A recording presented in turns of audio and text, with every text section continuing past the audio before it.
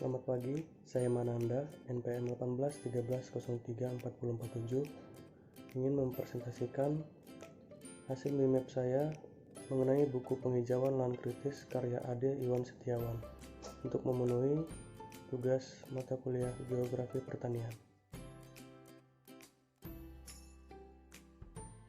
Pada buku ini terdapat 3 bab utama, yaitu bab pertama mengenal program penghijauan, bab kedua pembuatan teras di lahan miring, bab ketiga penanaman tanaman penghijauan. Baik, saya akan menjelaskan yang bab pertama mengenal program penghijauan. Ruang lingkup kegiatan program penghijauan sebenarnya tidak hanya sekedar menanam tanaman. Tujuan utamanya untuk menghindari bencana seperti banjir, tanah longsor, atau kekeringan. Secara umum, penghijauan merupakan suatu usaha yang meliputi kegiatan-kegiatan penanaman tanaman keras dan rerumputan serta pembuatan teras dan bangunan pencegah erosi lainnya. Manfaat utama dari penghijauan adalah untuk memulihkan kembali daerah kritis yang dapat mengancam kelestarian hutan. Tentunya manfaat ini mempunyai dampak yang berantai sebab akan menjamin ketersediaan sumber daya alam, termasuk di dalamnya air yang menjadi kebutuhan penting manusia. Selain itu, manfaat langsung yang akan diperoleh pelaksana penghijauan yaitu berupa hasil panen dari tanaman tersebut. Hal ini dimungkinkan karena penghijauan dapat menggunakan jenis tanaman yang cukup potensial. Selanjutnya ada ruang lingkup kegiatan penghijauan.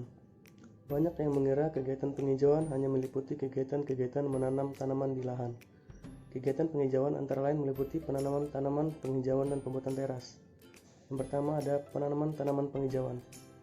Penanaman tanaman dalam penghijauan adalah usaha menanami tanah kritis di luar areal hutan dengan tanaman tahunan.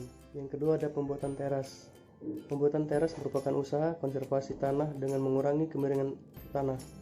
Dengan demikian, diharapkan laju kecepatan aliran air di permukaan dapat dikurangi. Dengan demikian, kecepatan erosi atau pengikasan tanah lapisan atas dapat dikurangi. Baik, selanjutnya ada lahan kritis sebagai sasaran penghijauan.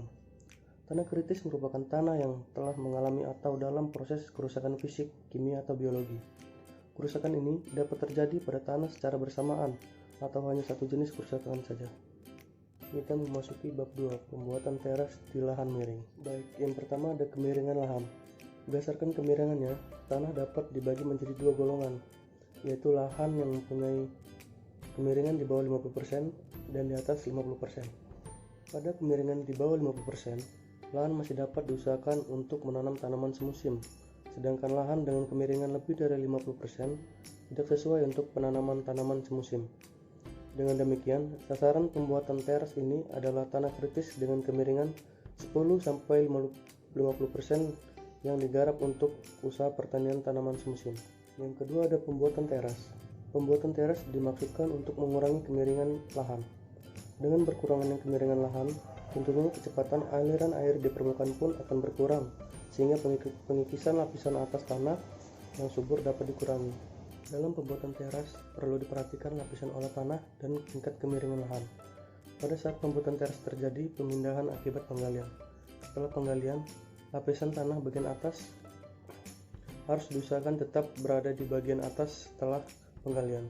Hal ini dimaksudkan agar lapisan atas tanah dapat dipertahankan sehingga kesuburan tanah pun dapat dipertahankan. Baik, selanjutnya bab 3, dan bab terakhir, penanaman tanaman penghijauan. Penanaman tanaman penghijauan yang dimaksud dalam hal ini yaitu menanami lahan dengan tanaman keras yang telah ditentukan sesuai untuk penghijauan. Sasaran kegiatan penanaman tanaman penghijauan ini terutama adalah lahan kritis berupa padang alang-alang dan lahan yang mempunyai kemiringan lebih dari 50%. Sistem penanaman.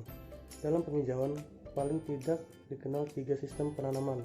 Ketiga sistem penanaman ini memiliki karakteristik yang berbeda karena memiliki tujuan dan sasaran penanaman yang khas. Perbedaan dan tujuan sasaran penanaman tersebut menyebabkan adanya perbedaan dalam cara penanaman dan jenis tanamannya. Ketiga sistem penanaman tersebut yaitu penanaman pada teras, penanaman dengan jarak tanam 5 meter x 5 meter, dan penanaman dengan sistem jalur penyekat. Penghijauan mempunyai tujuan khusus selain tujuan produksi, yaitu usaha pelestarian alam. Oleh karenanya, dalam pemilihan jenis tanaman pun ada persyaratan tertentu yang perlu diperhatikan. Tidak semua jenis tanaman cocok dan dapat dipakai untuk penghijauan. Selanjutnya ada teknik penanaman. Teknik penanaman tanaman penghijauan meliputi beberapa aspek, diantaranya yaitu penentuan areal penghijauan, pembersihan lahan, pembuatan lubang tanam, dan penanaman. Yang pertama, penentuan areal penghijauan. Sebelum dilakukan proses penanaman, perlu dilakukan penentuan secara jelas mengenai batas areal yang akan ditanami. Penentuan batas yang jelas akan mempermudah penentuan luas dan letak lahan, perhitungan kebutuhan benih, pemeliharaan, dan pengawasannya. Selanjutnya ada pembersihan lahan. Pembersihan lahan sebenarnya tidak mutlak dilakukan jika areal lahan-lahan bekas penanaman sudah bersih. Lain halnya untuk lahan bukaan baru yang harus dibersihkan dahulu dari tanaman-tanaman pengganggu.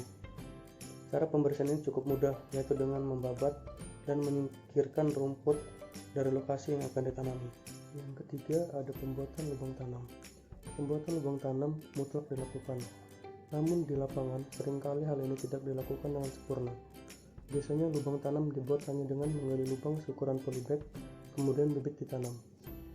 Baik, yang terakhir penanaman. Penanaman sebaiknya dilakukan pada waktu yang tepat.